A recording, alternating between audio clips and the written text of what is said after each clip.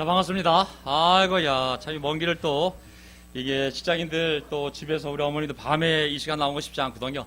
또 집에 가면 10시, 11시고 또 내일 출근해야 되고, 보통도전이 아니지만, 하나님의 영이 있는 자들, 또 하나님을 사랑하는 자들, 또 말씀의 종이 되고자 원하는 자들이 용기를 내서 모인 이 모임이 하나님의 영이 함께하는 시간이 될 줄 믿습니다. 또 이 자리에 오지 못하지만, 또 집에서 인터넷을 보거나, 어디서 일하고 있지만 마음과 영으로 함께하는 모든 분들과 함께 이 시간을 보내고 싶습니다.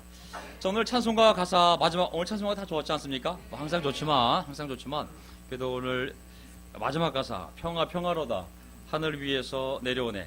정말 이 참된 평화는 하늘 위에서 내려오지 않습니까? 세상에서는 우리 평화 주지 못하잖아요.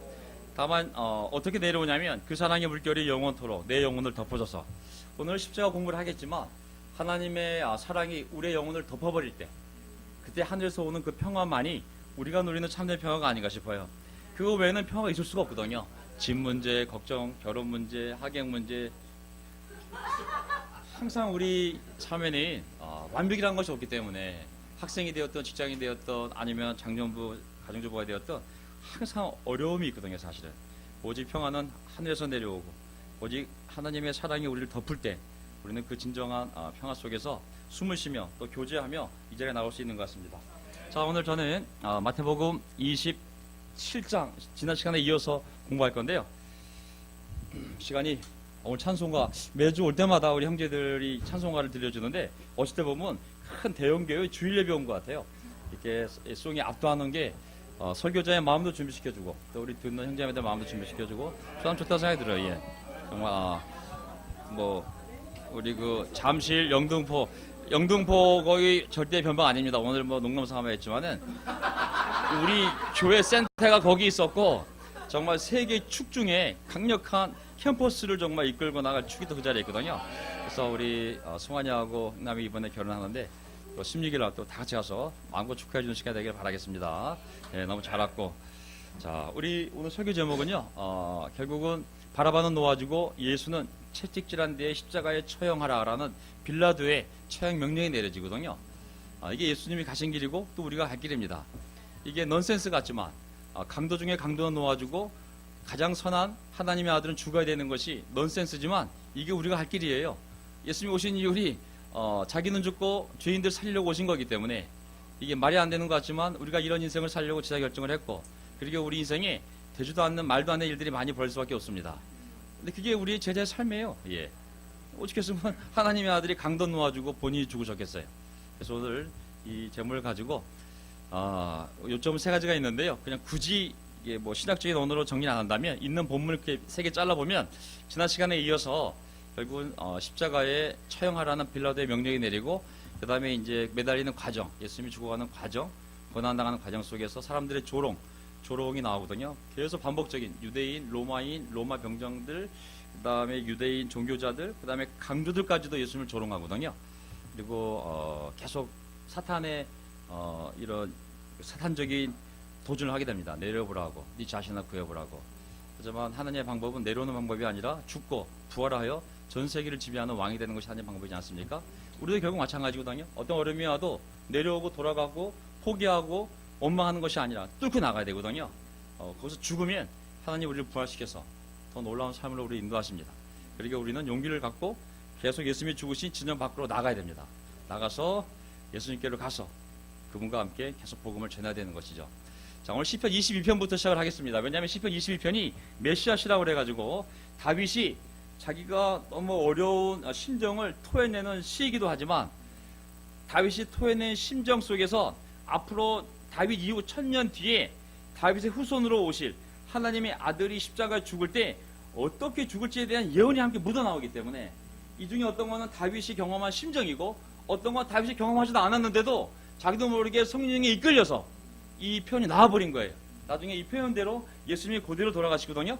그래서 사람들로 하여금 봐라, 예수님은 그냥 죽은 게 아니라 당한 것도 아니고 빌라도 때문에 유대인들 때문에 너희 때문에 아니라 전부 하나님이 구약에 예언되어진 대로 돌아가신 거니까 그렇게 되어진 걸 보고 너희들이 믿어라라고 하기 위해서 이렇게 다 매치시켜 놓은 거거든요. 자, 예수님 오시기 1000년 전 다윗 왕이 어떻게 우리가 기도했냐 볼까요? 22장 1절. 나의 하나님 어찌하여 나를 버리셨습니까? 엘로이 엘로이 라마 사박단이 아시죠? 그렇죠? 엘로이 엘로이 어찌하여 나를 버리셨습니까? 어찌하여 그리 멀리 계셔서 이렇게 살려달라고 울부짖는 나의 간구를 듣지 아니하십니까? 나의 하나님 종일 불어도 대답하지 않으시고 밤새도록 부르짖어도 모른 채 하십니다. 이런 마음 충분히 이해되지 않습니까? 우리의 기도도 상당 부분 이런 공감할 수 있는 일들이 우리 삶에 많이 벌어집니다. 하지만 3절 보세요. 다윗의 마음은 그러나 주님은 거룩하신 분, 이스라엘의 찬양을 받으실 분이십니다. 아멘. 분리시키잖아요. 내 욕을 하면 안 들어주지만 그래도 당신은 하나님이고 당연히 찬양받으실 이스라엘의 하나님이시라고. 원망도 있지만 또 하나님에 대한 인정이 분명히 다윗의 마음에 남아있으면 알 수가 있어요. 그렇죠? 이 두 가지가 다 있는 게 건강한 겁니다. 아멘. 앞에 것만 있어도 안 되고 뒤에 것만 있어도 안 됩니다. 솔직함과 하지만 하나님에 대한 인정이 다 필요한 것이죠. 보세요. 6절, 7절, 8절 보면은 얼마나 그가 고통을 당했냐면 나는 사람도 아닌 벌레요. 사람들의 비방거리, 백성의 모욕거리를 뿌립니다. 나를 보는 사람은 누구나 나를 빗대어서 조롱하며 입을 삐죽거리고 머리를 어떻게 한다고 그랬어요? 예, 그 당시 이 고대 히브리 사람들 그 문화 속에서 머리를 이거는 사람을 완전히 조롱하는 잘해봐 이거 머리를 흔드는 것 이 얄밉게 비린다 그러거든요. 다윗을 향하여 나는 쏟아진 물처럼 기운이 빠져버렸고 뼈마디가 모두 어그러졌습니다. 나의 마음이 촛물처럼 녹아내려 절망에 빠졌습니다. 얼마나 힘든지 다 드러나죠. 그렇죠? 아무도 없어요. 여기 보면 개 입에서 황소의 뜰에서 거기 많은 표현들이 있는데 핵심적인 내용을 보면 어떤 이가 경험하냐면 18절 보세요. 나의 겉옷을 원수들이 나누어 가지고 나의 속옷도 제비를 뽑아서 나누어 가집니다. 겉옷은 자를 수 있기 때문에 나누어 가진 것이고 속옷은 통으로 되기 때문에 못 나누어 가지잖아요. 이걸 예언했어요. 자기 옷이 아니라 자기도 모르게 이렇게 시편을 썼는데 이게 결국은 뭐냐면 1000년 뒤에 이 땅에 오실 메시아가 고난당할 때 이런 일이 벌어질 것이라고 미리 예언을 해버린 거예요. 사람들은 몰랐죠. 이게 무슨 일인지. 이뤄지고 나서야 이게 바로 메시아가 당할 고통을 예언한 거구나 라는 것을 알게 된 것이죠. 그러면서 보세요. 비록 그런 고통을 당하지만 결론은 뭐예요? 땅 끝에 사는 사람들도 생각을 돌이켜 주님께로 돌아올 것이며 이 세상 모든 민족이 주님을 경배할 것이다. 야, 자기는 그 고통 가운데 속에서 정말 혀가 천장에 붙고 뼈가 일그러지고 절망과 고통과 모든 원수들이 에워싸고 아무도 자기를 정말 인정하지 않고 조롱하는 이 마당 속에서 정말 그의 마음은 뭘 바라보고 있어요? 하지만 결국은 이 모든 어려운 시간을 통하여 모든 민족이 하나님께 돌아올 것이라고, 그리고 하나님께 그 주님을 경배할 거라고 예언을 했거든요. 그러면서 이제 이것이 1000년 뒤에 이 시편을 쓴 이 다윗의 삶 1000년 뒤에 하나님의 아들이 오셔서 십자가 달려 돌아가시는 과정 중에서 이것이 그대로 이루어짐을 알 수가 있어요. 오늘 마태복음 27장 25절, 우리 지난 시간 25절까지 했거든요. 25절 이어서 한번 보겠습니다. 자, 그러자 온 백성이 대답하였다. 그 사람의 피를 우리와 우리 자손에게 돌리시오. 생각나시죠? 그렇죠? 무서운 말을 했어요. 돌리라고. 말 한마디 하면 안 되는데. 그래서 빌라도는 그래서 보세요. 그래서라고 했잖아요. 그렇죠? 그들에게 책임이 있어요. 빌라도는 그들에게 바라바는 놓아주고 예수는 채찍질한 뒤에 십자가에 처형하라고 넘겨주었다. 여러분 결국은 정말 아까 설명드렸지만 범죄자를 놓아주고 가장 선한 하나님의 아들이 죽는 이 아이러니. 하지만 이것이 교회가 세워진 목적이요, 예수 이 땅에 오신 목적이요, 우리가 제자 삶을 결정한 목적입니다. 아멘. 왜냐하면 누가 살려면 누가 죽어야 되는 거예요. 누가 의로워지려면 누가 대신 죄를 뒤집어셔야 되는 거예요. 그러니까 누가 억울해져야 억울한 사람이 풀려나는 거예요. 그러니까 제자의 삶은 한편으로는 복을 받아 잘 사는 것도 제자의 삶이지만은 누군가 죄인을 의에 만들기 위해서는 누군가 죄인 같은 심적으로 금식도 하고 기도도 하고 수치를 당하고 고난을 겪어야 되기 때문에 이게 우리의 삶이 될 수밖에 없어요. 바라바는 놓아주고 예수는 책치당한 이 삶, 이 결국은 우리도 가야 할 사명을 봐야 됩니다. 아멘. 그래서 지금 우리가 대한민국에 불신자가 2천만 명이에요. 우리 대한민국 국민의 반 정도가 종교가 없다고 그랬거든요. 반 정도가. 그러니까 우리가 확신을 갖고 자, 예수님이 이제 이렇게 고난을 당하는 모습을 보게 되면 채찍질한 뒤에 십자가에 처형하라고 놓아주잖아요. 채찍질 공부 다 했잖아요, 옛날에. 자, 채찍이 다 알잖아요. 그 좁은 데 이렇게 가죽으로 해서 거기에 이제 뭐 쇠조각, 납조각하고 거기 뼈조각을 묶어서 여러 갈래로 때리게 되면 그 당시 고정을 다 우리가 봤잖아요, 그렇죠? 당연히 껍질이 벗겨질 거고 때로는 피가 피가 튀어나오게 되죠. 핏줄이 터지는데 피가 안 터지겠어요?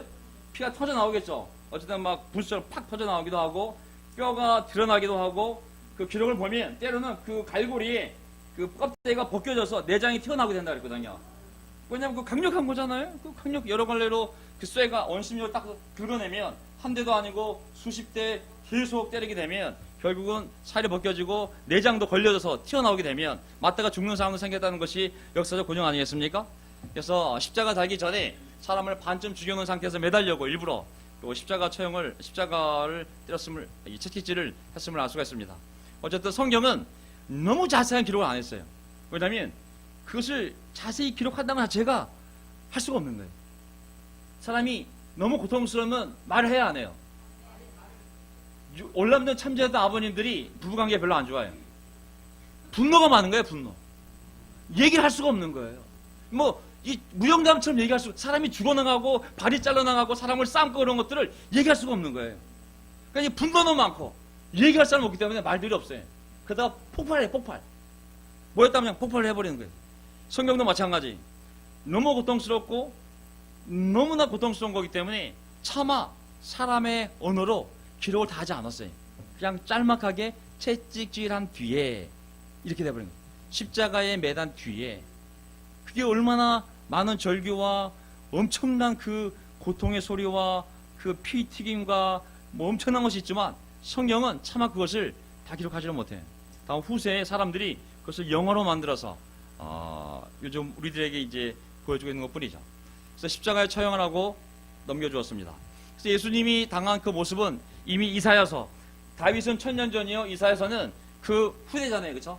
600년 전, 예수님 오시기 전에 한 600년 전쯤에 이사야서에 이미 고난당하는 종, 하나님의 종이 땅에 와서 많은 사람을 구원하기 위하여 어떤 걸 당할지 미리 예언했잖아요. 그렇죠? 그때 바로 고난당한 종이 그는 사람들에게 멸시를 받고 버림을 받고 고통을 많이 겪었다. 근데 이게 말이 그냥 이게 너무 평범해요. 그렇죠? 멸시받고 버림받고 고통 겪고 별거 아닌 것 같잖아요. 그렇죠? 너무 약한 것 같아요. 거기 보면 그 하나님의 아들이 땅에 메시아로 왔을 때 그리스도, 우리도 그리스도인이잖아요. 그러니까 우리가 가야 할 길도 성경에 나와 있는 게 미리. 디스파이스는 뭐예요? 무시해, 멸시. 그리고 리젝트는 거부당하는 거잖아요. 사람들에 의해서. 아무리 진리를 전하고 너희를 위하여 사랑을 주려고 왔어, 너희에게 하나님을 알려주려고 왔어, 너희 인생의 가장 중요한 거야, 아무리 얘기해도 사람들은 무시하고 거절해버리잖아요. 그렇죠? 그리고 보세요. 눈물의 사람이라고. 제자의 삶에는 눈물이 많습니다. 아멘. 항상 기뻐라는 명령은 왜 그러겠어요? 슬픔이 많은 인생일 수밖에 없거든요. 왜냐하면 우리만 위해 살지 않기 때문에 정의롭게 살려면 많은 걸 부딪혀야 됩니다. 천국에 들어가려면 많은 환난을 겪어야 한다고 말씀하시지 않습니까? 제자의 삶이 보면은 많은 눈물이 있어요. 여러분 삶을 보세요. 제 삶을 들여다보면 이 운동에 들어온 지 20년이 넘었지만은 거기에 많은 눈물이 있어요. 생일을 너무 기뻐서 흘리는 눈물 빼고 사실은 보면 이해되지 못하는 슬픈 이 사별, 이별, 많은 일들 속에서 정말 떠나는 사람들, 또 하여간 감격, 많은 눈물이 있어요. 기쁨의 눈물도 있고 슬픔의 눈물이 있어요. 예수님도 슬픔의 사람이 될 거라고 그랬어요. 우리도 마찬가지. 그리고 familiar with suffering이잖아요. 고통이 친근해. 우리 삶이 남을 위해 살다 보니 고통이 친근할 수밖에 없어요. 사실은. 고통이 싫다면 제자 삶을 살 수가 없어요. 우리는 고통을 겪을 수밖에 없고 단 세상과 다르다면 하나님의 큰 위로가 있다는 거, 그리고 고통을 뚫고 나갈 힘을 하나님이 주신다는 게 차이지. 모든 사고가 우리를 피해가고 모든 고통이 우리를 피해가고 우리는 항상 자연스럽게 웃을 수밖에 없는 이런 인생을 산다고 얘기하지 않았어요. 눈물의 사람이요, 많은 고통이 친근한, 그리고 모든 사람에게 무시당하고 거절당하는 삶, 그게 그리스도가 올 살 삶이었고 우리 역시 복음을 전하려고 할 때 각오를 해야 됩니다. 아멘. 그러게 우리끼리라도 친하게 지내야 돼요. 아멘. 아이 세상도 이러는데 우리끼리도 리젝트하고 디스파이스도 하면 어떻게 살겠다는 거예요 지금. 자꾸 뭐 해야 돼요. 아멘. 아니 도대체 어디 가서 위로를 받으시려고 그래요 정말. 게임으로 위로받는 게 한계가 있어요. 그게 몰라 혼자 마시는 게 이게 한계가 있다고 이게. 네? 오사님 오제 보면 그가 찔린 것은 찔릴 거라고 미리 예언했잖아요. 예수님 찌르잖아요. 왜 찔러요? 이게 십자가가 이게 당시 고정을 보면 막 10m 위에 20m 단 게 아니거든요. 지상에서 요만큼밖에 안 떨어져 있거든요. 사실은 뭐 이렇게 높이 달아서 뭐 하겠어요? 결국은 찔러서 확인을 하잖아요. 나중에 그의 허물 때문이고 그가 상처를 받은 것은 우리의 약함 때문이다. 그가 징계를 받음으로써 우리가 평안을 누리고 그가 매를 맞음으로써 우리의 병이 나왔다. 그가 당할 삶이 다 나왔잖아요. pierce, 반드시 그의 창이 그의 몸을 들어갈 것이고, 여기 보세요. 상처를 받다는 표현이 그냥 뭐 여기 스티커 붙이고 아우 아파 이거 화상 1도 이게 아니잖아요. 이게 크러쉬는 것은 그냥 뭉개버리는 거잖아요. 이게 크러쉬가 짜버리는 거잖아요. 이게 사람이 육신을 그냥 갈아버리는 거 아니겠어요? 이게 완전히 그냥 이 고통 속에서, 예, 그렇게 그가 고통을 당할 거라고 미리 다 예언돼. 그다음에 채찍질 당할 거라고, 매를 맞을 거라고 반드시. 예수님은 이 예언대로 창에 마지막에 찔리고, 그리고 그의 육신이 완전히 정말 어그러질 정도로 고통을 당했고, 그리고 수많은 매맞음 속에서 정말 그의 길을 가슴을 알 수가 있습니다. 그 다음에 그게 아니고 20절 보면 총독의 병사들이 예수를 총독관주로 끌고 들어가서 온 부대를 다 그의 앞에 불러 모았다. 온 부대가 몇 명이냐면, 역사 고증을 보면, 주석서에 보면 한 300명에서 500명이라고 그래요. 온 부대니까 그 예수님을 그렇게 만들어 놓은 상태 속에서 옷도 다 벗겨놓고, 그리고 몇백 명을 다 불러서 둘러싸게 한 거예요. 둘러싸게. 가운데 예수님을 놓고 조롱을 한 거예요. 온 부대 수백 명이 보는 앞에서. 그 다음에 예수의 옷을 벗기고 주홍색 걸침옷을 거치게 한 다음에, 왜 주홍색 옷이겠어요? 그거는 이제 네가 유대인의 왕이라며 이제 황제 옷 색깔이 주홍색이 빨간색이었으니까 조롱하려고, 다 조롱하려고 한 거잖아요. 그렇죠? 가시로 면류관을 엮고 그의 머리에 씌우고, 또 황제관 대신 면류관 이 가시관 씌우고 그의 오른손에 갈대는 뭐겠어요? 결국은 네가 왕이라며 여기 왕 지팡이 홀대 여기 있잖아, 그걸 들게 하였다. 그리고 그분 앞에 무릎을 꿇고 유대인의 왕을 세하고 말하면서 그를 희롱하였다. 그러면서 끝까지 로마인들이 조롱하는 모습을 보입니다. 성경에 보면 예수 마지막에 전부 조롱을 하는 거예요. 유대인들도 조롱, 유대인의 종들도 조롱, 유대인의 대장들도 조롱, 로마 군인들도 조롱, 나중에 강도조차도 옆에서 조롱을 해요. 예수님을. 그게 이사야에 나와 있어요. 그는 디스파이스 될 거고 모든 사람에게 리젝트 될 거라고. 그대로 예수님이 그 당하는 모습을 볼 수가 있습니다. 그들은 그에게 침을 뱉고 갈대를 빼앗아 머리를 쳤다. 이게 이제 진짜 유대인의 왕으로서 무릎을 꿇고 그 손에 키스를 하고, 침이 아니라 키스를 하고, 머리를 치는 게 아니라 그분의 생명을 위해서 목숨을 바쳐야 될 사람들이 반대로 조롱하기 위해서 이렇게 희롱한 다음에 31절, 그들은 주홍옷을 벗기고 그의 옷을 도로 입혔다. 그리고 십자가에 못 박으려고 그를 끌고 나갔다. 성문 밖에 골고다 언덕에 사형터가 있기 때문에 다시 예수님 옷을 입히고 끌고 나왔습니다. 이 내용 다 아시죠? 그렇죠? 너무 자세히 안 하겠습니다. 여러분 울까봐. 또 저도 또 감정이 터질 수 있기 때문에 이렇게 그냥 문자상으로 흘러가겠습니다. 32절에 그들은 나가다가 시몬이라는 구레네 사람을 만나서 강제로 예수의 십자가를 지고 가게 하였다. 여기 누가 나와요? 시몬이라는 구레네 출신 사람이 운이 나쁜 건지 좋은 건지 모르겠지만 시골에서 올라와서 얼라얼라 우리가 예루살렘 저기 안식일 또 유월절 지키러 가야지 얘들아 가자 하고 애들 데리고 왔다가 딱 걸린 거예요. 이리 와. 강제로 예수의 십자가를 지게 돼. 강제로. 이 강제로는 단어 있잖아요. 그쵸? 강제. 절대 자기의 뜻이 아니에요. 그쵸? 이 부분은 구약의 예언이 안 돼 있어요. 다른 거는 이 무덤도 부자, 이사야서 보면은 부자의 묘실에 묻힐 거라고 그랬잖아요. 그 아리마대 사람 부자 요셉의 묘실에 묻히잖아요. 그쵸? 그것도 예언이 되어 있어요. 하지만 이거 십자가를 끌고 가다가 누가 강제로 십자가를 대실 거라는 건 예언이 안 되어 있어요. 왜냐면 이거 우연히 정말 강제로 이 일이 벌어진 거예요. 여기서 뭘 제가 얘기하고 싶냐면요. 보세요. 마가복음 15장 21절에 보게 되면 다시 이 사건을 마가복음 어떻게 하고 있냐면, 어떤 사람이 시골에서 오는 길에 그것을 지나가고 있었다. 예수님 끌려가는 그 십자가, 자기가 지 십자가를 들고 가는 모습을, 그는 알렉산더와 루포의 아버지로서, 아들이 몇 명이에요? 알렉산더와 루포의 아버지라고 했잖아요. 구레네 사람 시몬이었다. 그들은 그에게 강제로 예수의 십자가를 지고 가게 하였다. 아마 루포가, 아니 이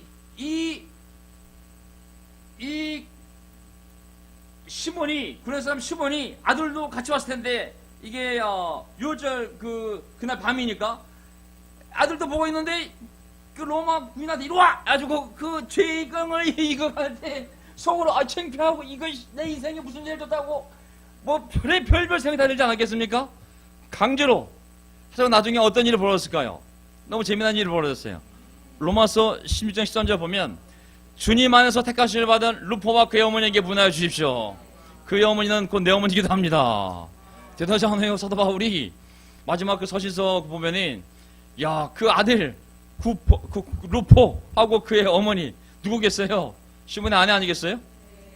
그 사건을 통하여 하나님의 은혜를 베푼 건지, 아니면 그걸 통하여 그 가족이 이게 무슨 사건이지? 이게 무슨 일이지? 도대체 왜 내가 이 일을 당하게 된 거지? 하고 다시 성경을 공부해서 세번인지 모르겠지만 그 가족이 구원을 받게 된 것이죠. 아멘. 저는 강제로 선한 일을 하는 것에 대해서 한번 생각해 봤어요. 강제로 선한 일을 하는 것에 대해서. 강제로 악한 짓을 했다면 아유 정말 내가 왜 이 일을 만나가지고 내가 이 악한 짓을, 그것도 내가 원치 않는 일을 할 텐데 강제로 남을 도와준 거예요. 내가 원치 않는데 강제로 선한 일을 해버린 거예요. 강제로. 아 이거 원망할 수도 없고 선한 일을 했으니까. 저는 우리 운동을 생각해 보면 어떤 거는 자발적으로 너무 기뻐서 아멘, 어떤 건 나도 모르게 강제로 한 부분도 있어요. 하지만 뒤돌아보면 내가 강제로 했지만 그래도 좋은 일을 한 거거든요. 어쨌든 뭐 전도도 아유 너들 또 방문장 이번 주 3명 4명 이거 아유 전화해 아유 이거 반강제, 이거 반강제야 반강제. 이거 좋은 거거든. 아 사람 전도하라는데 물론 그것 때문에 전도가 시켜졌지만은 어쨌든지 간에 그래도 그것 때문에 다 만난 사람들이 또 교회 함께 있는 거 아니겠어요 사실은? 예. 그것 때문에라도 또 어떤 걸 강제로 해서, 그러니까 우리 제자 삶을 어떤 부분 나 억울해 내가 원하지 않던 건데 난 당했어 생각하지 마시고, 그것조차도 정말 내가 강제로 나쁜 짓 한 게 아니라 예수님의 십자가를 진 거기 때문에 하나님이 그 일을 축복하시지 않겠어요? 또 하셨고 그 아이들도 복을 받았잖아요. 아이 십자가 들 때 얼마 창피했겠어요. 사람들 다 쳐다보는데 아이 내가 지금 이거 집안의 개망신이구나 이걸 내가 하지만은 결국은 그의 집안이 구원 받은 것처럼 선교사들이 한국에 많이 왔어. 옛날에 보면 지금 우리 용근이 형 뭐 재호 뭐 15명 말고도 옛날에 기독교 선교사들이 많이 들어왔거든요. 근데 그 선교사들 뿐만 아니라 선교사들의 아이들이 본교에 들어와 다 잘 됐어요. 그 아이들이 그 아버지의 모습, 그 후진 나라 가서 그 시골 모습, 사는 모습, 부모가 한 모습을 보고 그 아이들이 자라면서 그들의 인격에 결정적인 영향을 미치거든요. 신앙에 결정적인 영향을 미쳐서 그들이 나중에 굉장히 훌륭한 신앙인으로 성장하게 됩니다. 그리고 그 사람 다시 한국에 와서 지금도 그 뭐예요? 언더우드 여기 그 연대 세브란스 병원 있잖아요. 세브란스 그 후손들이 지금 있잖아요. 그런 것처럼 그 후손들이 굉장히 많은 일을 하거든요. 그래서 우리 세대가 때로는 우리가 원치 않는 일 했다 할지라도 그게 선한 일이라면 하나님이 우리 자손까지 복을 줄 줄 믿습니다. 아멘. 네. 그래서 그들을 골고다 해구리하는 곳에 이르러서 34절 포도주의 쓸개를 타서 예수께 들여서 마시게 하였으나 그는 그 맛을 보시고는 마시려고 하지 않으셨다. 자 이제 로마인들이 십자가 달리는 그 형태와 유대인들의 관습이 맞물리면서 벌어진 일들을 한번 추측을 해본다면 그 당시에 이제 십자가형이 처해지게 되면 기본적으로 이 과정을 겪지 않겠어요? 자기가 자기 죄패를 가슴에 달고 자기가 죽을 그 버팀목을 쥐고 그리고 도착하게 되면 제일 먼저 로마 군이 한 일이 뭐냐면 술을 먹이는 일이라고 했거든요. 그것도 독주, 여기 쓸개 탄 포도주라는 것은 독주를 얘기하는 거거든요. 왜냐면은 사람이 생으로 못을 박는다는 게 보통스러운 일이 아니잖아요. 로마 군인도 빨리 죽어 빨리 집에 갈 거 아니에요. 그러니까는 반항하고 그러면은 이게 보통 어려운 게 아니에요. 이 생명을 못을 박는 거는 절대 자연스러운 일이 아니에요. 이게 아무리 착해도 네 여기다 박아주세요. 야 아무도 본능이 이거를 거부하는 거예요. 낚시 아시죠 낚시? 아무리 조그만 고기도 이게 바늘이 빠지면 이거 못 빼요. 이게 움직여가지고 생못을 박는데 어떤 사람이 나는 죄인이요 오른팔을 박으시오 왼팔을 박으시오 할 사람이 어디 있어요? 그래서 그들이 술을 먹이는 거예요. 독주를 먹이는 거거든요. 그러니 취하면 너도 좋고 우리도 좋은 거예요. 왜냐면 너는 안 아프니까 좋고 마취가 돼가지고 우리는 빨리 박니까 좋고. 예수님이 그걸 아셨기 때문에 마시러 한 거예요 안 마시러 한 거예요? 마시러 가지 않았다는 거예요. 이 의미는 뭐냐면 여러 번 권유했지만 빨리 먹으라고 뒤에 계속 왜 그러셨겠어요?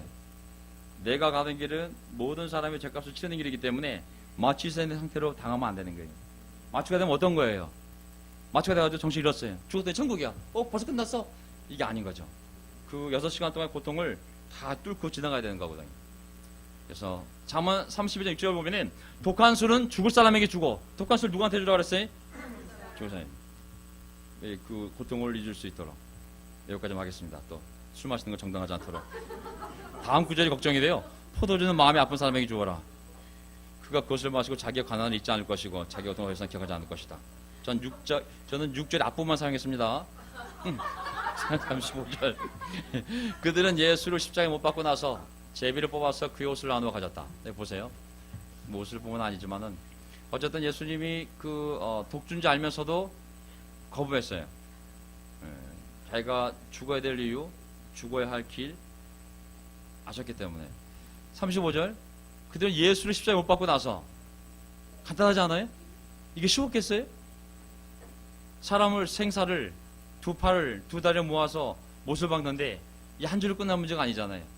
한 센텐스예요. 십자가에 못 박고 나서 끝나버렸어요. 하지만 이 한 줄 안에 얼마나 긴 영겁의 고통의 시간이 있겠어요. 성경조차도 담을 수가 없는 거예요. 사람의 언어로 그 고통을 묘사할 수가 없는 거예요. 너희들이 판단하라고. 제비를 뽑아서 그의 옷을 나누어 가졌다. 그리고 거기 앉아서 그를 지키고 있었다. 여기 보면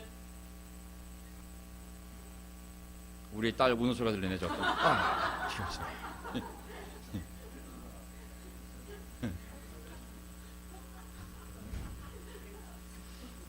제비를 뽑아서 그의 옷을 나누어 가졌다 그랬잖아요. 근데 이거는 정확하게 시편에 아까 말씀하신 거 제가 읽었죠, 그렇죠? 시편 21편에 그 옷을 나눠 가지고 나왔어요, 안 나왔어요? 나왔잖아요. 시편에 요한복음 19장 23절. 병정들이 예수를 십자가에 못 박은 뒤에 그의 옷을 가져다가 네 몫으로 나누어서 한 사람 한 몫씩 차지하였다. 그리고 속옷은 이음새 없이 위에서 아래까지 통째로 짠 것이므로 24절. 그들은 서로 말하기를 이것은 찢지 말고 누가 차지할지 제비를 뽑자 했다. 이는 그들이 나의 겉옷을 서로 나눠 가지고 나의 속옷을 놓고서는 제비를 뽑았다 하는 말씀이 이루어지게 하려는 것이었다. 그러므로 병정들이 이런 일을 하였다.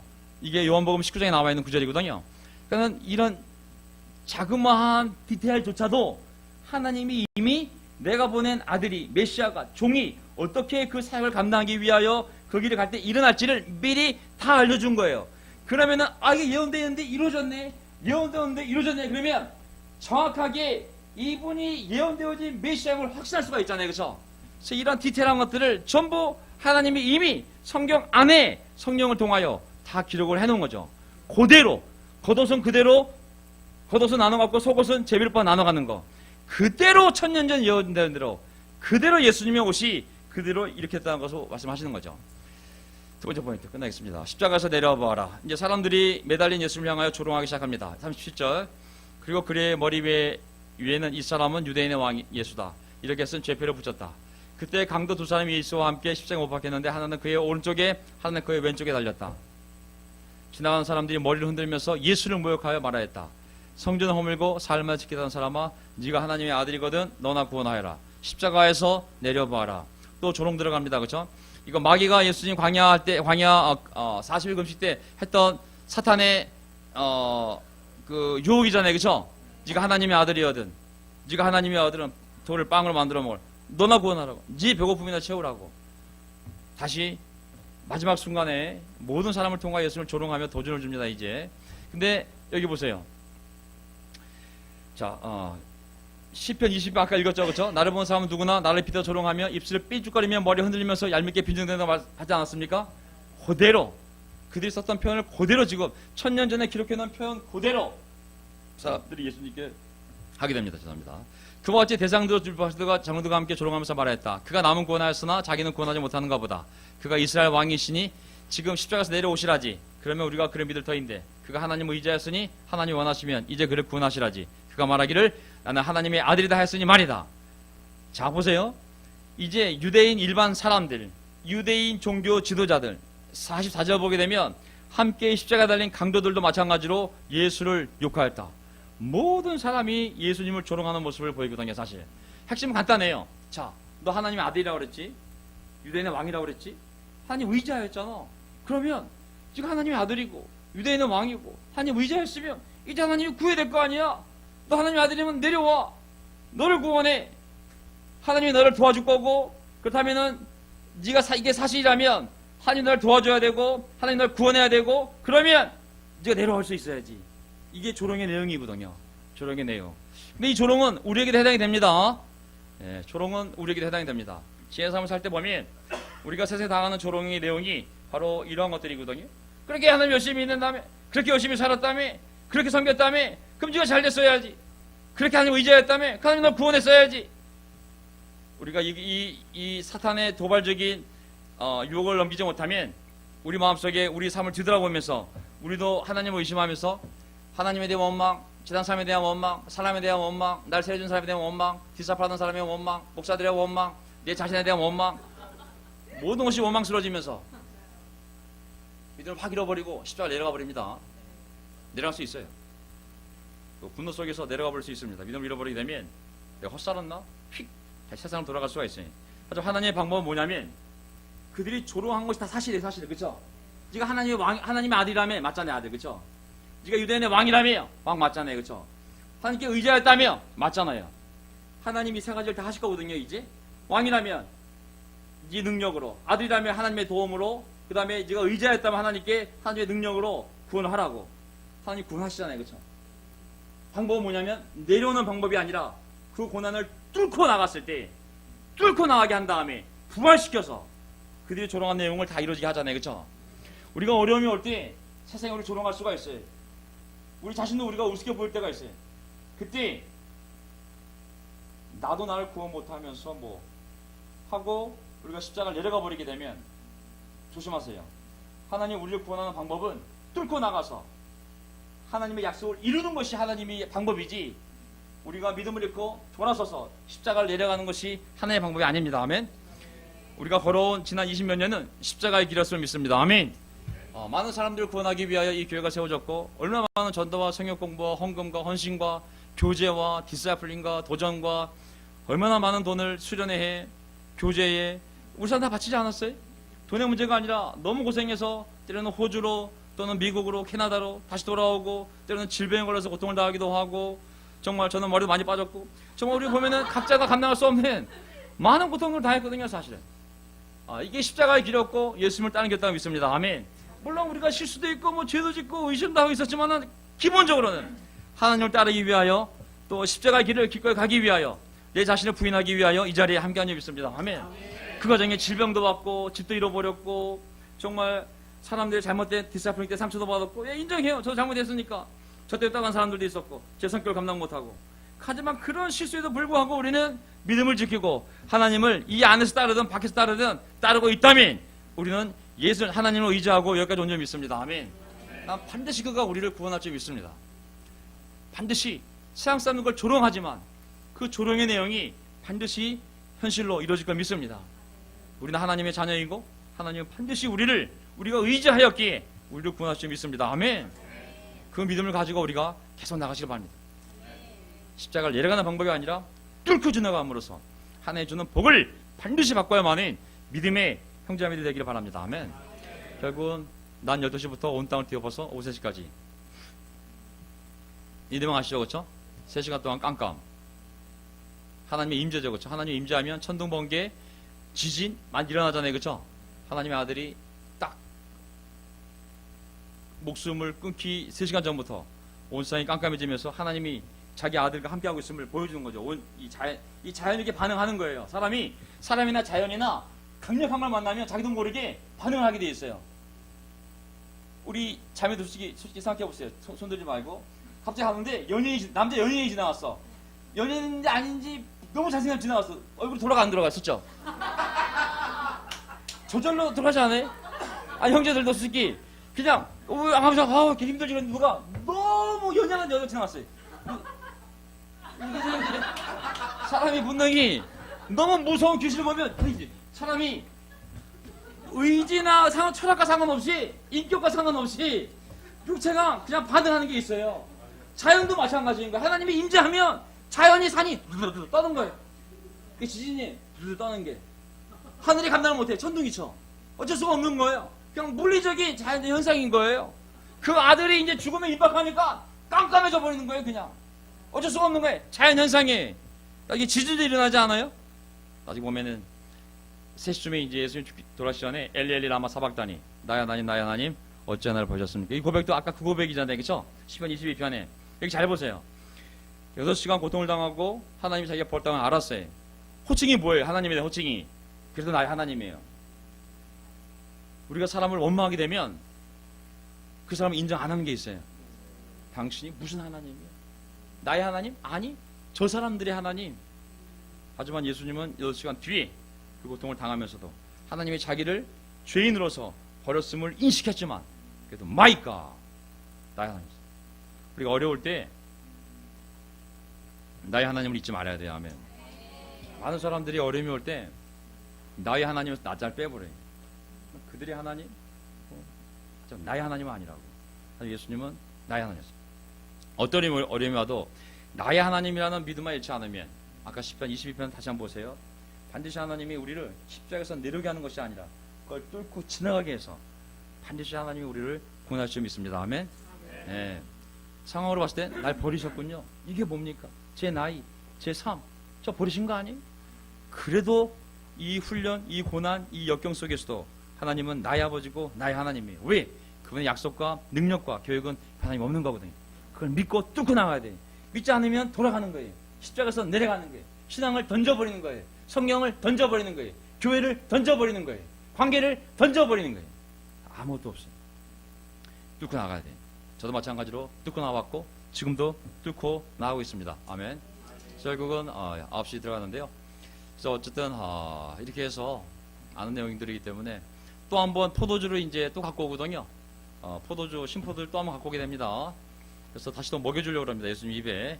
왜 그랬냐면 예수님이 엘리 엘리 했는데 그게 엘리야 엘리야로 들린 거예요. 저거 봐라.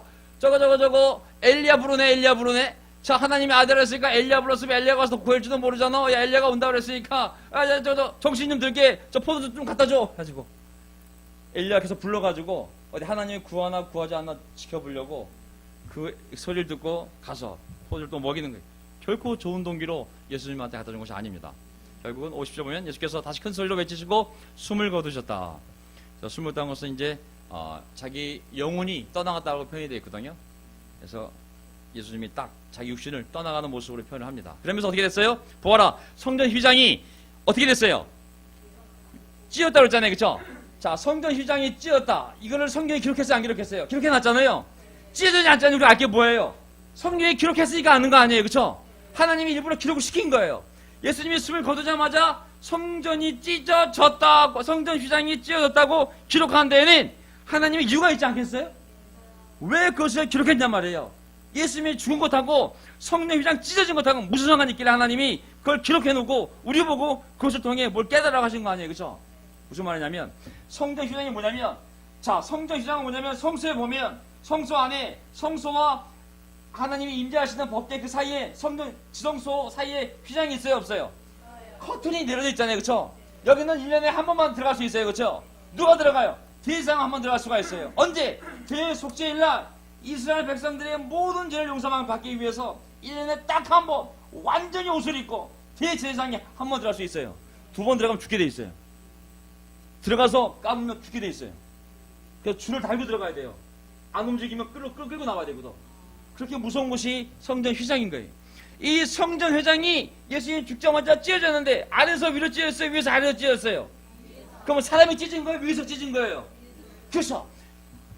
하나님이 찢어버린 거잖아요. 그건 무슨 의미가 있겠어요? 자, 이 대제사장, 인간 중에 하나님의 백성인 이스라엘 백성 가운데 하나님 선택한 대제사장이 1년에 한 번만 들어갈 수 있는 하나님이 임재한 지성소에 한 번만 들어갈 수 있는 그곳에 회장을 찢어버림으로써 언제든지 누구든지 들어올 수 있는 길이 열린 거거든요. 엄청난 게 벌어진 거예요. 그래서 히브리서에 보면 그러므로 형제 여러분, 히브리서 10장 29절, 우리는 예수님의 피 덕분에 성소에 들어간다는 확신을 가지고 있습니다. 그분께서는 휘장을 관통하는 새롭고도 살아있는 길을 우리에게 주셨습니다. 당신의 몸을 통하여 그리에 주셨습니다. 그의 찢긴 몸이 바로 새로운 길이 된 거예요. 지성소에는 사람 중에서도 제사장만, 지성소에는 대제사장만 1년에 한 번 들어갈 수 있는데 그 휘장이 막고 있으니까 건드리면 죽잖아요. 근데 거기를 하나님이 위해서 찢어버림으로써 누구든지, 옛날에 짐승의 피를 갖고 대사에 한 번 들어갔지만 이제는 예수님의 피를 들고, 그리고 그 커튼이 찢어진 거는 누구라 그랬어요? 예수님의 바디라고 그랬거든요. 예수님의 몸을 통하여 누구든지 이제 하나님께 나아갈 수 있는 거예요. 아침이든 점심이든 저녁이든 누구든지 예수님의 피를 갖고 예수님의 찢어진 몸을 힘입어서 예수님께 하나님께 가서 기도하고 울고 붓고 모든 걸 요구하고 할 수 있는 길이 열렸다고 말씀하고 계신 것이죠. 잘 보세요. 예수님의 피, 예수님의 찢어진 몸, 이것만이 하나님께 갈 수 있는 길이지 카톨릭, 유대교, 장로교, 감리교, 성결교, 안식교, 루터교, 조계종, 선종, 인간이 예수님 죽음 이후에 인간이 하나님께 갈 수 있는 유일한, 여기 영어로 뭐라 했어요? A new and living way라고 그랬잖아요. 새로운 길이 열린 거예요. 살아있는 living way라고 했잖아요. living way. 내가 살아있는 빵이라고 그랬잖아요. 내가 생수 살아있는 물을 준다고 그랬잖아요. 내가 살아있는 돌이라고 그랬잖아요. 여러분들 살아있는 재물이 되라고 그랬잖아요. 이게 무슨 얘기예요? 이제 모든 인류에게 새로운 길, 유대교가 아닌 거 이제는. 철학도 아니고 도 닦는 것도 아니고 불교도 아니고 마음의 틀도 아니고 오직 예수님의 피와 예수님의 찢어진 몸을 통해서 사람들은 하나님께 나갈 수 있는 길이 열린 겁니다. 아멘. 교파가 아무 의미가 없어요. ICOC도 아니고 ICC도 아니에요. 오직 예수님의 피 그리고 그분의 찢어진 몸을 통해서만 모든 사람들이 하나님께 나아갈 수 있는 새로운 살아있는 길이 열린 점이 있습니다. 아멘. 우리가 그 길에 다 모인 거라 믿습니다. 아멘. 여기 모인 사람들이 다 그 길 안에서 함께 가고 있는 것이죠. 그래서 우리도 지형 밖으로 나가 그에게로 나아가서, 그래서 결론 구절 읽고 끝내겠습니다. 그러므로 예수께서도 자기의 피로 백성을 거룩하게 하시려고 성문 밖에서 고난을 받으셨습니다. 그러므로 우리도 진영 밖으로 나가 그에게로 나아가서 그가 겪으신 치욕을 짊어집시다. 그러니 우리는 예수로 말미암아 끊임없이 하나님께 참회 제사를 드립시다. 이것은 꼭 그의 이름을 고백하는 입술의 열매입니다. 선을 행함과 가진 것을 나눠주기를 소홀히하지 마십시오. 하나님께서 이런 제사를 기뻐하십니다. 아멘. 두 가지예요. 우리도 나가자는 거예요. 예수님도 성문 밖에 나가셔서 죽으셨으니 우리도 나가서 정말 예수님처럼 선한 일을 하고 하나님을 찬양하고 비록 부끄러움을 당하더라도 리젝트 되고 디스파이스 되고 슬픔이 쌓이더라도 서퍼링 했더라도 우리가 알고 있는 것 믿고 있는 것을 우리 사랑하는 가족들, 친척, 동료, 직장, 후배, 학생들 우리가 전할 수 있는 사람들에게 비록 부끄러움을 당하더라도 전하자는 것이죠. 우리가 그런 마음을 회복하는 예배가 됐으면 좋겠습니다. 자, 오늘 9시 5분이고요.